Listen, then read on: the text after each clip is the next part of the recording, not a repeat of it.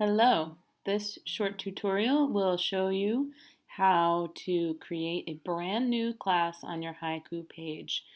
Um, this is if you've never used haiku before or if you want to start from scratch. If you're hoping to use a class that already exists and just create it for a new year, maybe it's the start of a new school year, then that will be a different scenario. This is creating a page from nothing, a class from nothing.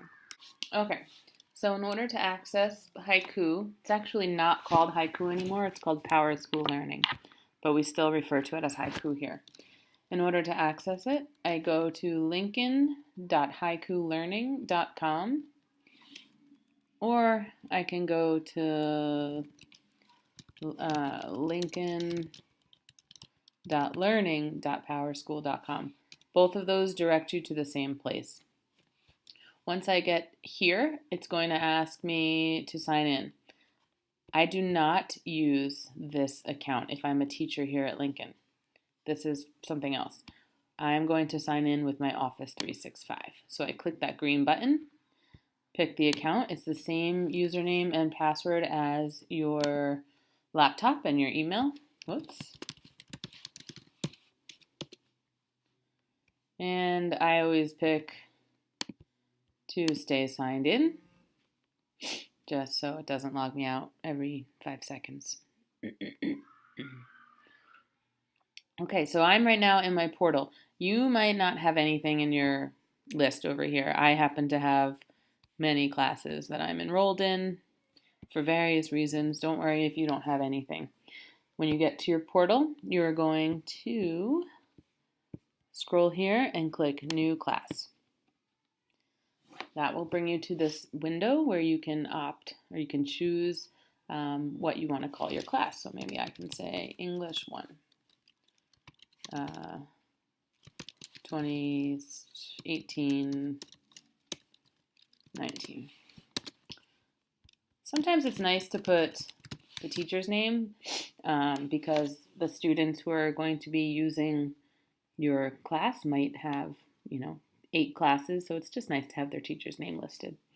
I'm going to leave the URL. That's done automatically. That's a link that the website generates.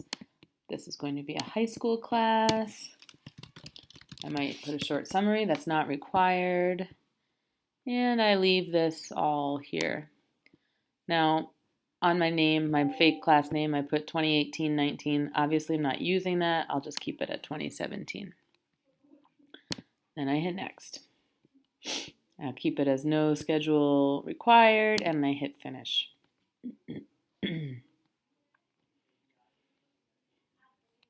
If I want, I can use a template that I have saved for my class. Right now, because I'm showing you how to create a class from scratch, I'm going to say no template. And there we go. Now I have the skeleton, or the basic outline of my class page, my website. The first thing I want to do is add pages. I call this welcome. This will be the landing page for my students. Maybe I'll say welcome to English. And then I maybe want a page that says units. Let me show you what I did. I clicked this right here to add page. Maybe I'll call this units. I'm going to make it at the bottom of the list of pages, and I'm going to hit save. We've got that. Now I want some units inside this particular folder. So I'm going to click add page again. I'm going to make it a subpage of units, and I'm going to call this The Great Gatsby. No, I'm going to do a theme, The American Dream.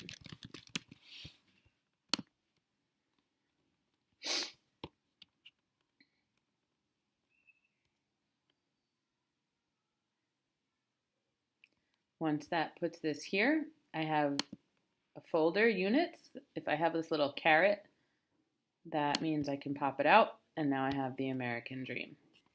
So that's there. So right now, what we've done is identified the first 2 levels of organization in haiku. We have an entire class. It's my English 1 class. And then we have pages. That's the next smallest measurement, or the next smallest component of a haiku class. Even smaller than that, on the page itself, would be a content block. Content block is where you're going to add anything you want to add to your page, and it's basically unlimited depending on how advanced you want to be. All you need to do to find out the types of content you can add on your page is to hit Add Content Block. Once you go into Add Content Block, you'll notice there are 3 tabs. The one that I use the most is this first one, Content. On-page text. That's where I can type whatever I would like onto my page. I can upload files right here. I can upload or add web links. So maybe for me, I like to use Google Documents for all of my activities and my assignment sheets and things like that. So maybe I want to put my Google Docs here, or maybe you have websites that students could use as resources. Maybe you want an image gallery. Sometimes when we take notes in class on the board, I take pictures of those and I put them in a gallery. I don't think anyone uses Flickr anymore, but if you do, feel free to put a gallery there. Embed the web is a little bit trickier. This is where you can put any other website, any other web content that you want. You need a mild amount, very beginner's level of coding to be able to do that, because you have to copy and paste some iframes, but you can do that. You can upload a video file that you have saved to your computer, or you can embed a YouTube video. You also can put audio files on your site, and you can have little mini sites. I've never actually used this one, but that's an option. This is for calendars. Maybe I want to have an upcoming activities tab so students can see when all the homework is due. And this is announcements, assessments, discussions, polls. I'm going to start with a poll. I click on that. I can ask a question. And then I can include choices.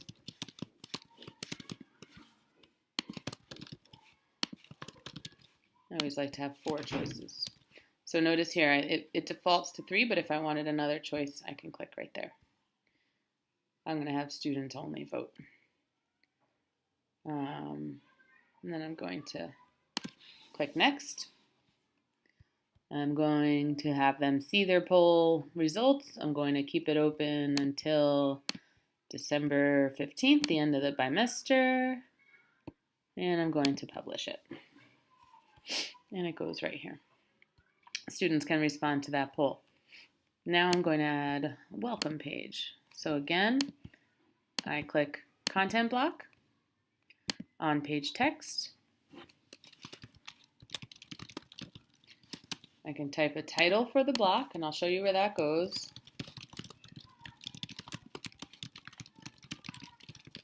Notice you have all of the word processing, editing buttons here. I can bold. I can change the color of my font, the size of my font. There's a bunch of stuff you can do here. I can even switch over into HTML if you wanted to include some code. And then I'll hit save. Now, I don't like that it's over here. First of all, when I said I would show you where the title is, there you go, Welcome to English. I don't like that it's over here, so I'm going to just simply drag it there.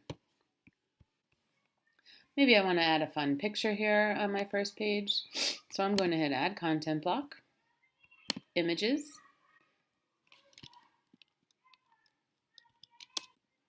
maybe I'll call this just Welcome again. I'm going to choose all images on page because it's only one picture, so I want the whole thing. And I'll open up block placement. I'll put it at the bottom of column 1. Click Next, and then I'm going to upload a file. I already have this file saved on my desktop. I'm going to attach it. And I am going to put a caption citing where I got the picture. because I want my students to know that I can't just take a picture and not tell anyone where I got it. There we go. So now I'm starting to build my class. Anything else beyond that? Oh, one more thing. Notice how this dot here is red and this one is gray. That means students who are enrolled in your class can see this page, Welcome to English, but they cannot see any of these pages because they are unpublished. So if I click here and I want them to see the units page, I have to publish the page. I either can click right here or I can click directly on that dot on the left-hand side. Publish it now. If you have different sections of students, like maybe you're using one page for your juniors and your seniors and you want to hide certain things, you can select your audience who gets to see them. We haven't imported a roster yet, so I'm not going to do that right now, but that's something that you can do. So hopefully now you know how to create a class, add pages, and add content blocks. Thank you very much.